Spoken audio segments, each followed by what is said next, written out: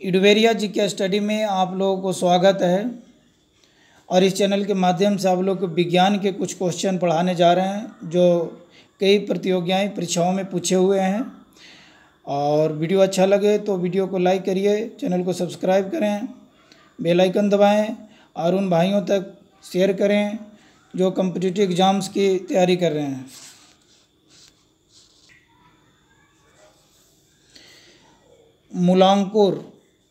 मूलांकुर के अतिरिक्त पौधे के किसी भी भाग से विकसित होने वाली जड़ें कहलाती हैं अपस्थानिक मूल कहलाती हैं। अपस्थानिक मूल।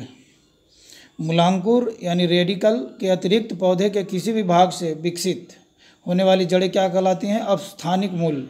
अपस्थानिक जड़ कहलाती है अपस्थानिक मूल। मूलांकुर से विकसित होने वाली जड़ें कहलाती हैं। मूलांकुर पर जो होता है, मूलांकुर से तो जड़ विकसित होता है, उसको क्या बोलते हैं? मूसला जड़ें। मूसला जड़ें बोलते हैं। और मूलांकुर के अलावा पौधे में किसी भी भाग से जो जड़ निकलती हैं उनको अपस्थानिक मूल कहते हैं। श्वसन मूल मिलती है। श्वसन मूल मिलती है कहाँ से? पान से, चेस्टनट में, जूसिया में, मका में। किस में मिलती है? जूसिया में। जूसिया में श्वसन मूल मिलती है। जूसिया में श्वसन मूल मिलती है। जूसिया में श्वसन मूल मिलती है। डहेलिया की जड़ें होती हैं। डहेलिया की जड़ें होती हैं कंदिल तथा पुलकित। डहेलिया की जड़ें होती हैं कंदिल तथा पुलकित। डहेलिया की जड़ें होती हैं कंदिल तथा पुलकित। ऊपरी रोही मूल निकलती हैं। ऊपरी रोही मूल निकलती हैं आर्किडिस में। आर्किडिस में। आर्किडिस में। आर्किडिस में ऊपरी रोही मूल निकलती हैं आर्किडिस में। न्यू मेट्रोफोर्स प्रायः मिलती हैं। श्वसन मूल जिसको बोलते हैं, श्वसन मूल प्रायः मिलती हैं। किस में मिलती हैं? मैनग्रोव पादपों में। मैनग्रोव पादपों में न्यू मेट्रोफोर्स श्वसन मूल प्रायः मिलती हैं मैनग्रोव पादपों में। मैनग्रोव पादपों में। आर्किडिस। आर्किडिस में बिलामिन जड़ें होती हैं। आर्किडिस में बिलामिन जड़ें होती हैं नमी अवशोषित करने के लिए। आर्किडिस के बिलामिन जड़ें होती हैं नमी अवशोषित करने के लिए। निम्नलिखित में कौन सा एक जड़ नहीं है? निम्नलिखित में कौन सा एक जड़ नहीं है? आलू जड़ नहीं है, गाजर भी जड़ है, शकरकंद भी जड़ है, मूली भी जड़ है। गाजर भी जड़ है, शकरकंद भी जड़ है, मूली भी जड़ है। आलू जड़ नहीं है। आलू जड़ नहीं है। अवस्तंभ मूल स्टिल रूट पाई जाती हैं। अब स्तंभ मूल यानी अब स्तंभ मूल पाई जाती हैं। किस में पाई जाती हैं? गन्ने में। अब स्तंभ मूल पाई जाती हैं। किस में पाई जाती हैं? गन्ने में। जड़ें विकसित स्तंभ मूल होती हैं। प्रॉप रूट स्तंभ। अब स्तंभ था, अब स्तंभ मूल पाई जाती हैं गन्ने में। अब स्तंभ और स्तंभ मूल। स्तंभ मूल होती हैं, क्या होती हैं? अपस्थानिक जड़ें होती हैं। अपस्थानिक जड़ें होती हैं। अपस्थानिक जड़ें। स्तंभ मूल होती हैं अपस्थानिक जड़ें। जड़ें विकसित होती हैं प्रांकुर से, मूलांकुर से, तने से, पत्ती से। किससे होती हैं? मूलांकुर से होती हैं। मूलांकुर से जड़ें विकसित होती हैं मूलांकुर से। जड़ें विकसित होती हैं मूलांकुर से। गाजर हैं एक। गाजर हैं एक जड़ हैं। गाजर हैं एक जड़। गाजर हैं एक जड़ है। गाजर हैं एक जड़ है।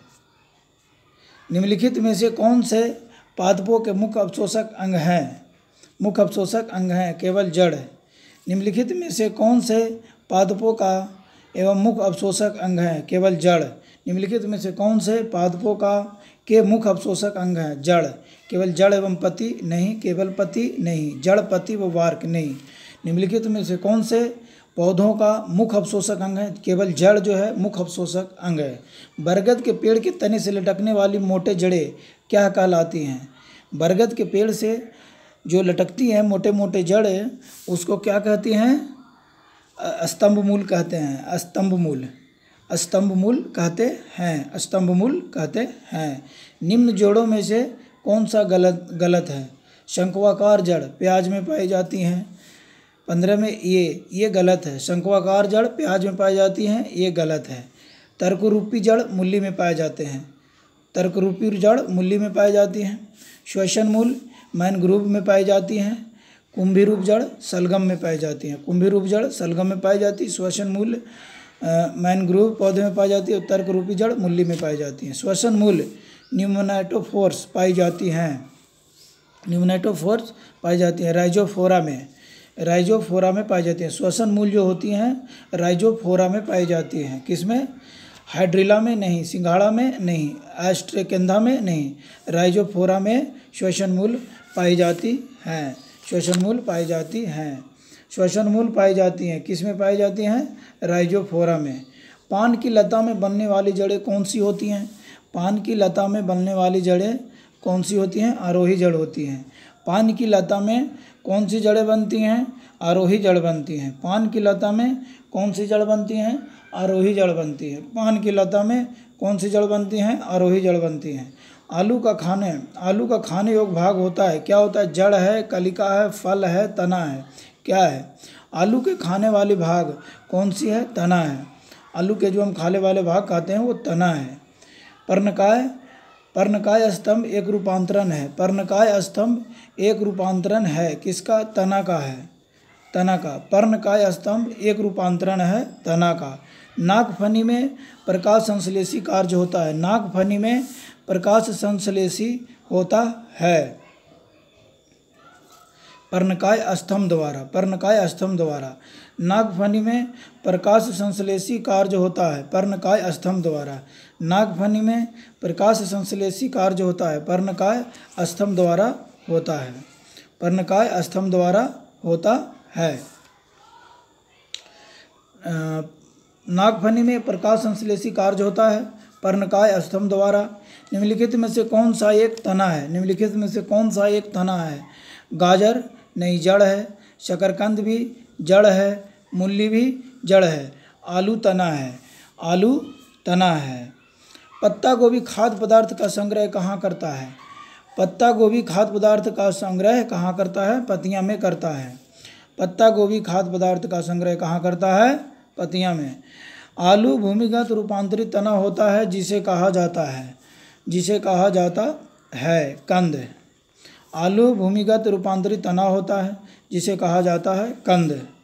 निम्नलिखित में से क्या तने का रूपांतरण नहीं है? निम्नलिखित में से क्या तने का रूपांतरण नहीं है? शकरकंद का कंद है। निम्नलिखित में से क्या तने का रूपांतरण नहीं है? शकरकंद का कंद है। निम्नलिखित में से क्या तने का रूपांतरण नहीं है? शकरकंद जो है तने का रूपांतरण नहीं है। प्याज तने का रूपांतरण है। प्याज है जो तने का रूपांतरण है।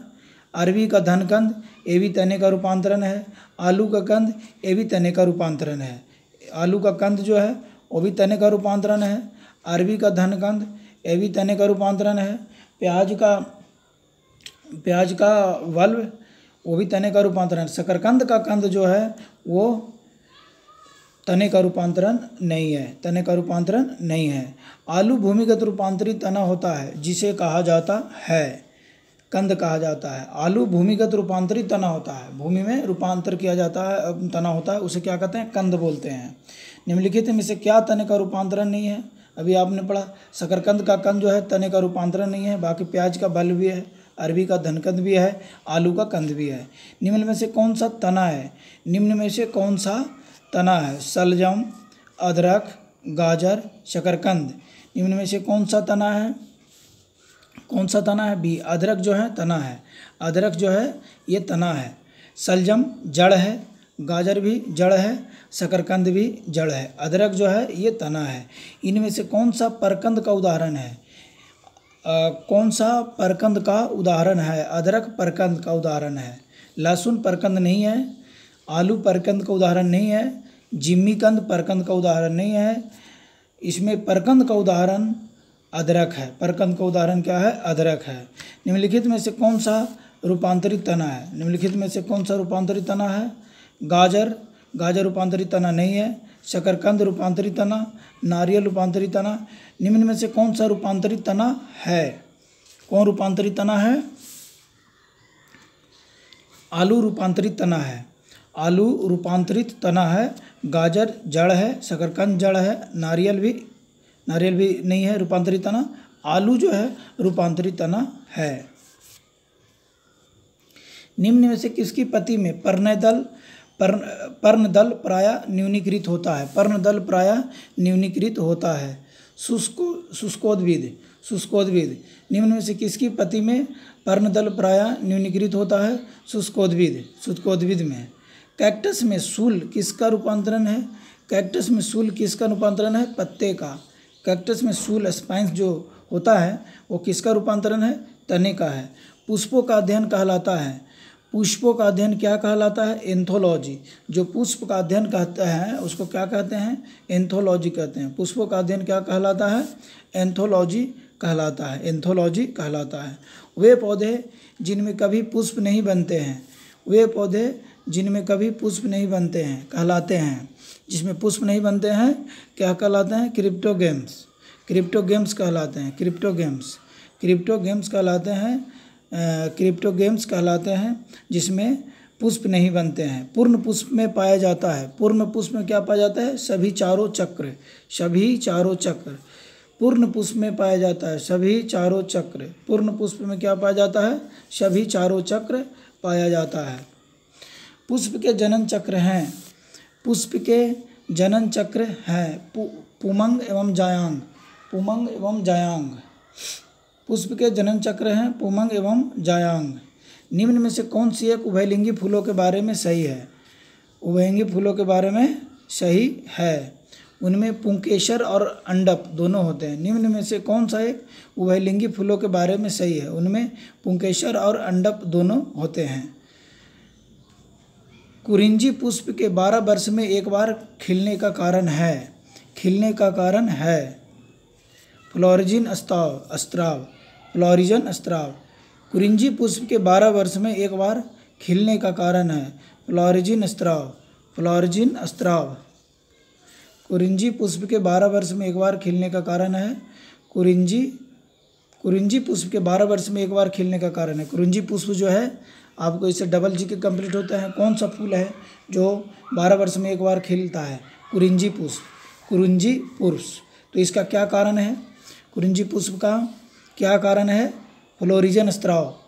क्या है? फ्लोरिजन स्त्राव से यही कारण है कि वो 12 वर्ष में एक बार खिलता है। कुरिंजी पुष्प के 12 वर्ष में एक बार खिलने का कारण है फ्लोरिजन स्त्राव। संसार का सबसे छोटा पुष्प क्या है? संसार का सबसे छोटा पुष्प क्या है? संसार का सबसे छोटा पुष्प बुल्फिया है। संसार का सबसे छोटा पुष्प बुल्फिया। संसार का सबसे वर्ल्ड का सबसे छोटा फूल बुल्फिया है। फूलगोभी में पौधे का उपयोगी भाग कौन सा है? फूलगोभी में पौधे का उपयोगी भाग कौन सा है? ताज़ा पुष्प समूह है। फूलगोभी में पौधे का उपयोगी भाग जिसको हम लोग खाते हैं, उपयोग करते हैं, वो कौन सा है? ताज़ा पुष्प समूह है। निम्नलिखित में से कौन सा विश्व का सबसे बड़ा पुष्प है? निम्नलिखित में से कौन सा विश्व का सबसे बड़ा पुष्प है? रेफ्लेसिया जो है सबसे बड़ा पुष्प है विश्व का। कमल विश्व का सबसे बड़ा फूल है? नहीं। सूरजमुखी विश्व का सबसे बड़ा फूल है? नहीं। ग्लोरी लिली विश्व का सबसे बड़ा फूल है? नहीं। रेफ्लेसिया जो है विश्व का सबसे बड़ा फूल है। जीवन चक्र की दृष्टि से पौधे का सबसे महत्वपूर्ण अंग है। जीवन चक्र की दृष्टि से पौधे का सबसे महत्वपूर्ण अंग है पुष्प। जीवन चक्र की दृष्टि से पौधे का सबसे महत्वपूर्ण अंग पुष्प है। पत्ती है? नहीं। तना? नहीं। जड़? नहीं। पुष्प है सबसे महत्वपूर्ण अंग। जीवन चक्र की दृष्टि से पौधे का सबसे महत्वपूर्ण अंग पुष्प है। परागकोश से वृत्तिकाग्र तक पराग का स्थानांतरण क्या कहलाता है? परागन। परागकोश से वर्तिकाग्र तक पराग का स्थानांतरण कहलाता है परागन। एनिमोफिली परागन है वायु द्वारा। एनिमोफिली परागन क्या है? वायु द्वारा होता है, उसको एनिमोफिली परागन कहते हैं। एंटोमोफिली परागन है कीटों द्वारा है। एंटोमोफिली परागन है कीटों द्वारा होता है। एंटोमोफिली परागन कीटों द्वारा होता है। एनेमोफिली भी वायु द्वारा होता है। चमगादड़ों द्वारा परागन कहलाता है। चमगादड़ों द्वारा परागन क्या कहलाता है? चिरैप्टोफिली। चिरैप्टोफिली। चमगादड़ों द्वारा जो परागन होता है उसको चिरैप्टोफिली कहते हैं। चिरैप्टोफिली कहते हैं। चिरैप्टोफिली कहते हैं। जूफिली परागन होता है। जूफिली परागन किसके द्वारा होता है? जूफिली परागन किसके द्वारा होता है? जंतुओं द्वारा होता है। जूफिली परागन किसके द्वारा होता है? जंतुओं द्वारा होता है। जूफिली परागन होता है किसके द्वारा होता है? जंतुओं द्वारा। ऑर्निथोफिली परागन होता है। ऑर्निथोफिली परागन होता है किसके द्वारा होता है? पक्षियों द्वारा। ऑर्निथोफिली परागन होता है पंछियों द्वारा होता है। जल द्वारा परागन कहलाता है। जल द्वारा परागन क्या कहलाता है? जल द्वारा परागन हाइड्रोफिली कहलाता है।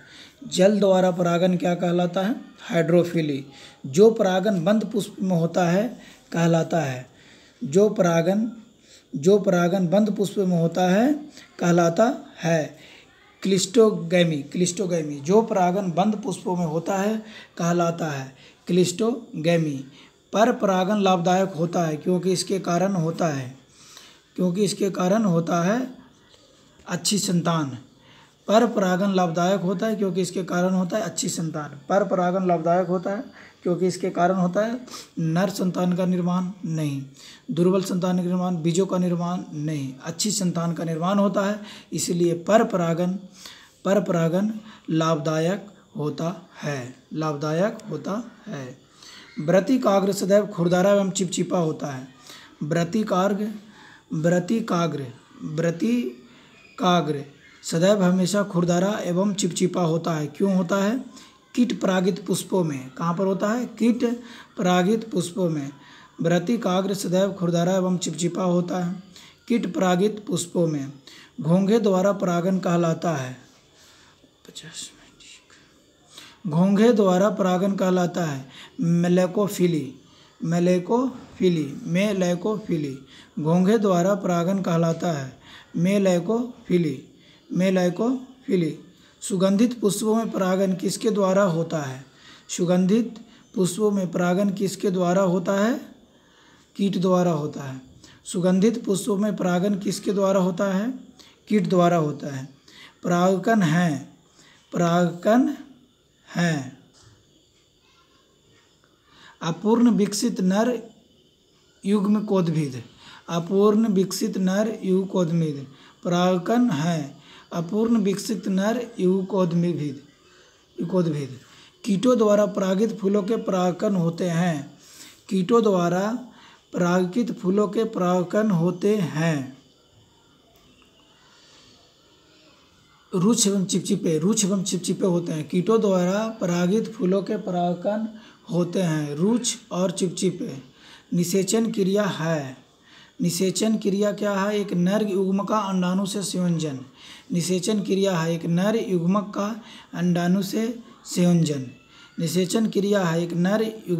अंडाणु से संयोजन। निषेचन के पश्चात बीजों के बीजावरण विकसित होते हैं। निषेचन के पश्चात बीजों के बीजावरण विकसित होते हैं अधावरणों से। निषेचन के पश्चात बीजों के बीजावरण विकसित होते हैं अधावरणों से। द्विनिषेचन मुख्य लक्षण है। द्विनिषेचन का मुख्य लक्षण है आवृत बीजियों का। द्विनिषेचन मुख्य लक्षण है आवृत बीजियों का। अनिषेक जनन होता है बिना निषेचन के अंडाणु का परिवर्धन। अनिषेक जनन होता है बिना निषेचन के अंडाणु का परिवर्धन। बिना निषेचन के एक अंडाशय के फल में विकसित होने को कहते हैं पार्थिनोकार्पी। बिना निषेचन के एक अंडाशय के फल में विकसित होने को कहते हैं पार्थिनोकार्पी। बिना निषेचन के एक अंडाशय के फल में विकसित होने को कहते हैं पार्थिनोकार्पी। निम्नलिखित में से कौन सा फल अनिषेक फलनीय है? केला अनिषेक फलनीय है। निम्नलिखित में से कौन सा फल अनिषेक फलनीय है? केला। सेव है, अनिषेक फलनीय नहीं। सहतूत है, अनिषेक फलनीय नहीं। स्ट्रॉबेरी है, नहीं। केला जो है अनिषेक फलनीय है, अनिषेक फलनीय है। गुद्देदार थैलमस किसमें खाने योग्य होता है? आम में, संतरा में, टमाटर में, सेब में। किसमें होता है? गुद्देदार थैलमस किसमें खाने योग्य होता है? सेब में होता है। सेब में गुद्देदार थैलमस खाने योग्य होता है। आम में होता है? नहीं। संतरा में होता है? नहीं। टमाटर में होता है? नहीं। सेब में। गुद्देदार थैलमस किसमें खाने योग्य होता है? सेब में। इनमें से कौन सा सत्य फल का उदाहरण है? इसमें कौन सा सत्य फल का उदाहरण है? सत्य फल का उदाहरण है आम। आम सतफल है। नाशपाती सतफल नहीं है। सेब सतफल नहीं। कटहल नहीं। आम सतफल का उदाहरण है। इनमें से कौन सा सत्य फल का उदाहरण है? आम। एक सत्य फल परिवर्धित होता है। एक सत्य फल परिवर्धित होता है अंडाशय से। एक सत्य फल किससे परिवर्धित होता है? अंडाशय से होता है। एक सत्य फल परिवर्धित होता है अंडाशय से। आभासी फल का उदाहरण है। आभासी फल का उदाहरण है सेव। सेव आभासी फल है। आभासी फल का उदाहरण है सेव। आभासी फल का उदाहरण है सेव। नारियल तथा आम के फल होते हैं। नारियल तथा आम के फल होते हैं। आम के फल होते हैं। ड्रुप है। ड्रुप फल होते हैं। नारियल तथा आम के फल होते हैं। क्या होते हैं? Pome, berry, pepo. नहीं, पोम नहीं होते, बेरी नहीं होते, पिप्पो नहीं होते, ड्रुप होते हैं। पके हुए आम का खाने योग्य आकारीय भाग होता है। पके हुए आम का खाने योग्य आकारीय भाग होता है मध्य फलाभिति।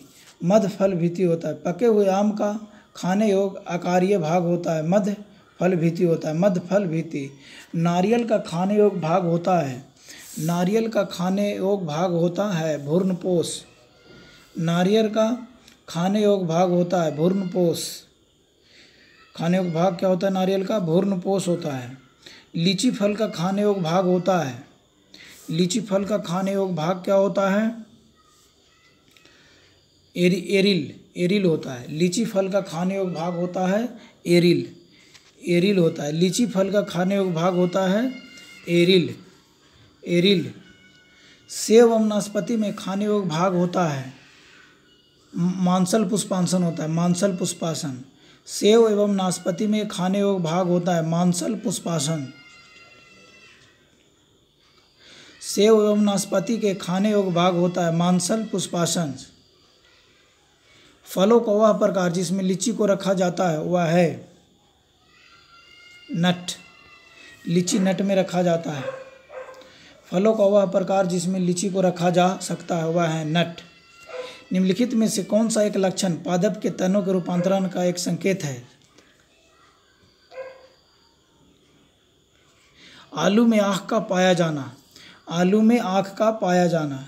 निम्नलिखित में कौन सा एक लक्षण पादप के तने के रूपांतरण का एक संकेत है? आलू में आँख का पाया जाना। आलू में आँख का पाया जाना। निम्नलिखित में कौन सा एक लक्षण पादप के तने के रूपांतरण का एक संकेत है तने का? गाजर में प्याज का सल्क पाया जाता है? नहीं। मटर में प्रतान का पाया जाता है? नहीं। गाजर में रोम का पाया जाना? नहीं। आलू में आँख का पाया जाना। अनानास किस प्रकार का फल है? अनानास किस प्रकार का फल है? अनानास किस प्रकार का फल है? साइकोनस। अनानास किस प्रकार का फल है? साइकोनस है। अनानास पाइनएप्पल जो है किस प्रकार का फल है? साइकोनस फल है। साइकोनस फल है। अनानास किस प्रकार का फल है? साइकोनस। निम्न में से कौन सा युग सुमेलित है? निम्न में से कौन सा युग सुमेलित है? केला, बेरी, ये सही है। केला, बेरी, ये सही है। बाकी गलत है। आम, बेरी गलत है। टमाटर, पोम गलत है। सेब, ड्रूप गलत है। सही सुमेलित केला, बेरी। निम्न में से कौन सा कारक बीजों के परिकरण द्वारा पादपों के प्रजनन में योगदान नहीं करता है? कवक। निम्नलिखित में से कौन सा कारक बीजों के परिकर्णन द्वारा पादपों के प्रवर्धन में योगदान नहीं करता है? कवक। नाशपाती का कौन सा भाग खाया जाता है? नाशपाती का कौन सा भाग खाया जाता है? गुद्देदार पुष्पासन। पुष्पासन। नाशपाती का कौन सा भाग खाया जाता है? गुद्देदार पुष्पासन। नाशपाती का कौन सा भाग खाया जाता है? गुद्देदार पुष्पासन। किस पौधे में बीज होता है लेकिन फल नहीं होता है? किस पौधे में बीज होता है लेकिन फल नहीं होता है? साइकस में। साइकस में। किस पौधे में बीज होता है लेकिन फल नहीं होता है? साइकस में। बीज विकसित होता है। बीज विकसित होता है बीजांडों से। बीज विकसित होता है बीजांडों से। बीजांडों से। बीज विकसित होता है बीजांडों से। भ्रूण किस में मिलता है? भ्रूण बीज में मिलता है। भ्रूण किस में मिलता है? भ्रूण बीज में मिलता है। बीज में मिलता है। बीज में मिलता है। भ्रूण किस में मिलता है? बीज में। ऑर्किड के बीज होते हैं। ऑर्किड के बीज होते हैं हल्के तथा शुष्क। ऑर्किड के बीज होते हैं हल्के तथा शुष्क। समानता अंकुरण के लिए किसकी आवश्यकता नहीं होता है? किसकी आवश्यकता नहीं होता है? प्रकाश का। समानता अंकुरण के लिए किसकी आवश्यकता नहीं होती है? प्रकाश का। सजीव पर्जक अंकुरण किस में पाया जाता है? राइजोफेरा में। सजीव पर्जक अंकुरण किस में पाया जाता है? राइजोफेरा में। आधोभूमिक अंकुरण। आधोभूमिक अंकुरण पाया जाता है मक्का में। आधोभूमिक अंकुरण पाया जाता है मक्का में। मक्का में पाया जाता है। भूमपोरिक अंकुरण पाया जाता है। भूमपोरिक। आधोभूमिक अंकुरण किसमें? मक्का में है। भूमपोरिक अंकुरण पाया जाता है किसमें है? अरंडी में। अरंडी में भूमपोरिक अंकुरण पाया जाता है। भूमपोरिक। अरंडी में। अरंडी में।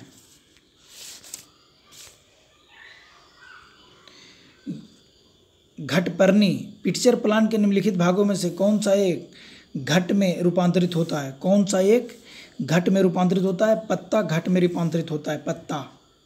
घटपर्णी के पिक्चर प्लांट जो होता है, पिक्चर प्लांट के निम्नलिखित भागों में से कौन सा एक भाग घट में रूपांतरित होता है? पत्ता। निम्नलिखित में से कौन सा एक कीटहारी पादप है? कीटहारी मतलब जो कीट खाता है। कौन? पैशन फ्लावर पादप, घटपर्णी, फ्लेम ऑफ द फॉरेस्ट, रात की रानी।